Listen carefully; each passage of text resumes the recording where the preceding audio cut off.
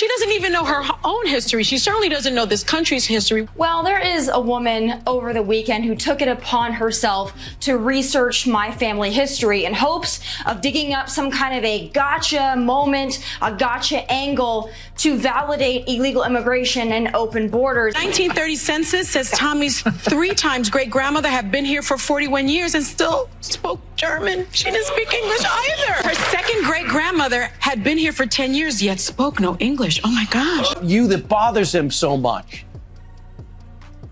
Well, it's not just me, it's anybody who advocates for merit-based immigration or has an issue with open borders. And again, just like you said, they don't seem to understand that we on the right believe in immigration. We understand that we are a nation of immigrants, and I am proud of my heritage. However, I do believe that the immigration crisis of today is apples to oranges from what it was in the 1800s when immigrants came to this country legally, were documented, worked for themselves, asked for nothing, and built a life and a family. That has nothing to do with the illegal immigration crisis of today that we must deal with. But they don't want to acknowledge that whatsoever. Sonny Hostin, feeling the need to somehow call out Tomi, decided to take a deep dive into Laren's family history.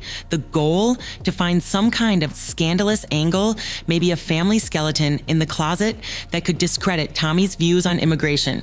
What did she uncover? A surprising truth. Laren's ancestors, who came to America in the 1800s, spoke Norwegian and German. Yep, you heard that right. And what she found was really shocking, guys. She found that my family who came here in the 1800s from Norway and Germany, that they spoke Norwegian and German. Okay. And really what she did is prove that my family came here legally. So here's where it gets juicy. Sonny, who's known for her sharp political commentary and progressive views, thought she had a big win on her hands. What did she expect to find? A history of oppression? A tale of hardship? Well, not exactly. It turns out Tomi's family came here legally, just like many others in the 1800s. I'm a little bit in shock. I just always thought of myself as Puerto Rican, half Puerto Rican. I didn't think I was, my family was originally from Spain and slaveholders. Yeah. So how are you feeling, my friend?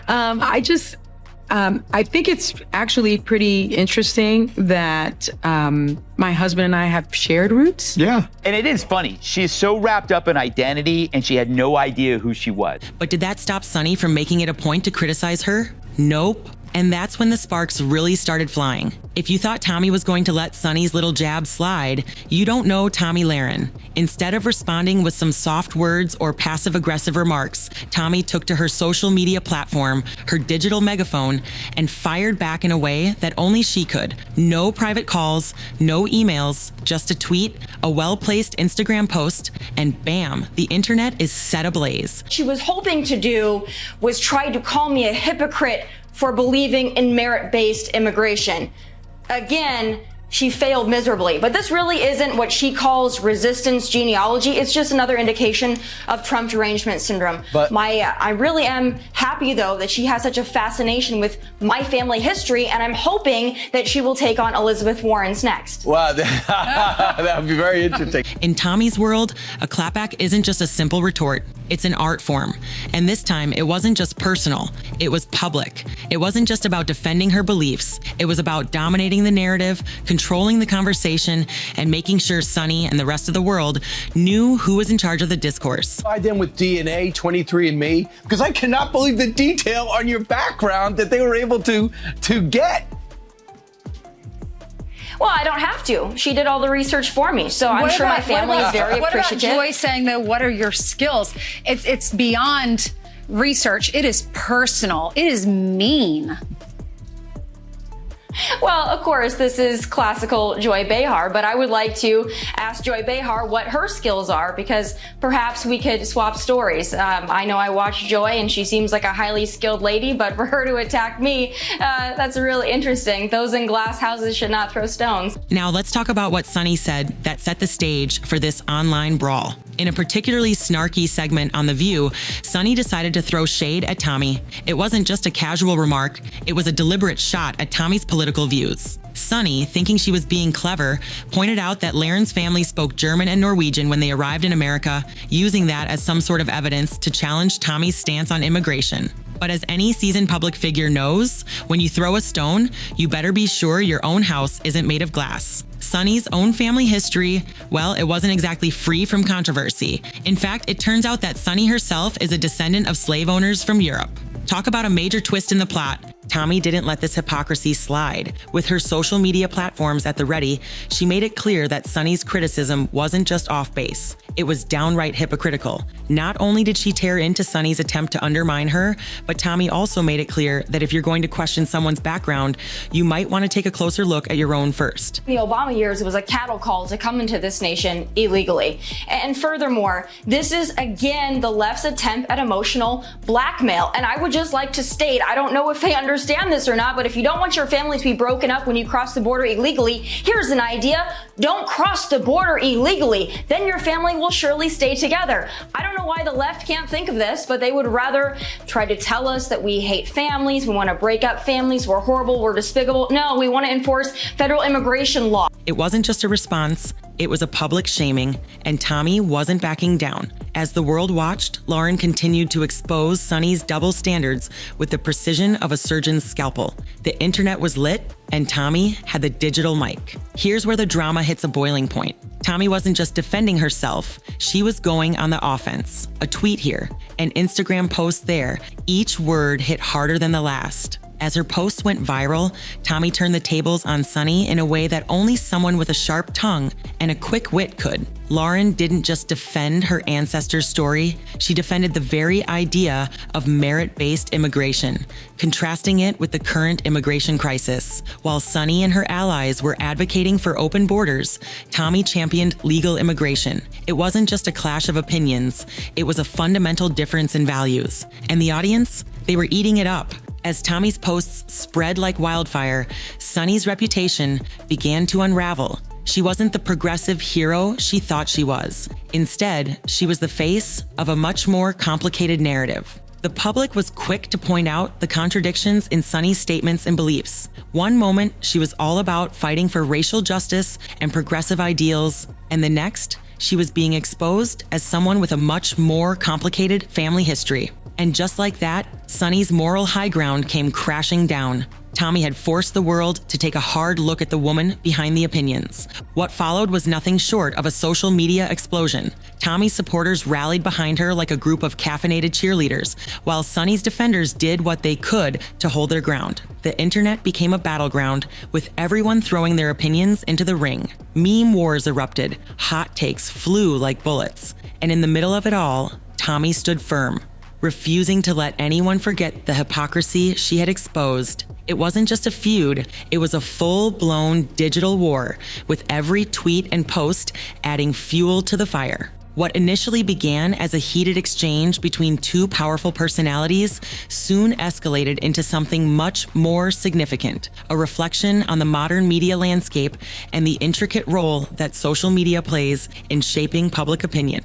The fallout from this back and forth between Tomi Lahren and Sunny Hostin didn't just revolve around their personal feud. It opened up an essential dialogue about the intersection of celebrity, public life, and the digital battleground. In a world where personal histories are constantly under scrutiny, both Tomi and Sunny became emblematic of the larger cultural dynamics at play. This wasn't just about who had the more valid argument on immigration. It was about how individuals use their platform to exert influence over the masses. And social media, as we all know, has become the most potent tool in this fight. It's no longer just about what people say in traditional media outlets. Now, anyone with a smartphone can amplify their voice, challenge authority, and make waves in a way that was unimaginable only a decade ago. One of the most significant aspects of this whole episode was the public's reaction. People on both sides of the political spectrum weighed in, dissecting every word and action from both Tomi and Sunny. But what was most striking about the conversation was the overwhelming focus on personal branding and media manipulation. Tomi wasn't just defending her political beliefs, she was reinforcing her brand as someone who's unafraid to take on the system, who thrives on conflict and controversy. Her response was as much about maintaining her image as it was about defending her views. And that's what made her response so powerful. It wasn't just a rebuttal, it was a strategy. On the other hand, Sunny found herself in a difficult position. Her brand, built on being a progressive voice, was suddenly questioned. Her past statements about fighting for racial justice and equality became complicated when people pointed out her own family's historical ties to slavery. This incident shed light on a recurring issue in politics: the ability of public figures to maintain their moral high ground while hiding aspects of their own history. People started questioning whether it's fair to hold others accountable for their ancestors' actions, especially when those very same people seem to avoid acknowledging their own contradictions. As this digital battle between Tomi Lahren and Sunny Hostin continues to resonate across media platforms, it serves as a fascinating case study of power, influence, and the complex web of social media, personal branding, and politics. While the immediate spectacle has faded, the long-term implications of this showdown are far-reaching and continue to reverberate. The clash between these two women wasn't just about immigration or personal jabs. It was about how public figures maintain their relevance and influence in an age of constant scrutiny. Tomi Lahren, in particular, has long built her brand on controversy, sharp political commentary, and an unapologetic approach to handling her critics. Her approach to the conflict with Sunny was a textbook example of how to leverage social media as a tool of power. She didn't simply defend herself. She took control of the narrative, turning a situation that could have been damaging into one that only reinforced her position as a leading voice in conservative media. In doing so, she proved that in today's world, your online presence can make or break your influence. Tomi didn't just win a fight, she showcased the ultimate power move in the digital age, seizing the moment to shape the conversation and in turn, solidifying her legacy as an influencer. But what does this all mean for the broader media landscape? This feud serves as a microcosm of the larger battle for control over public opinion. In the past, celebrities and public figures had limited ways to engage with the media. They relied on press interviews, TV appearances, and controlled statements. Today, however, social media has democratized that process, allowing everyone to take part in shaping public discourse. It's no longer just about what is said on national television or in print. It's about how quickly a tweet can go viral, how swiftly a social media post can explode, and how easily a single individual can sway millions of people with a simple message.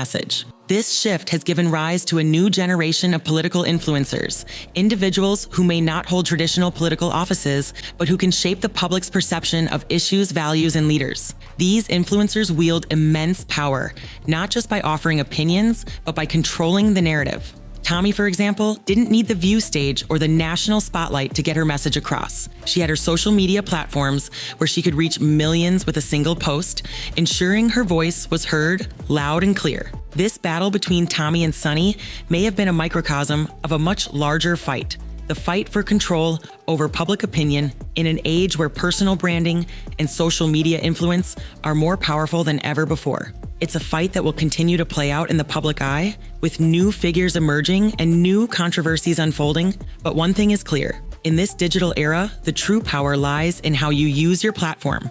Whether you're defending your views or attacking your opponent, the way you wield your voice can determine not just the outcome of a single feud, but your long-term influence on the political and cultural landscape. So as we watch Tomi and Sunny continue to shape the discourse, remember, the power of social media isn't just in the words you say, it's in how you make them resonate, how you make them stick, and how you turn every moment into an opportunity to redefine your legacy. And in this world of constant digital warfare, it's clear that Tomi Lahren has mastered the art of winning battles and shaping her future one tweet at a time.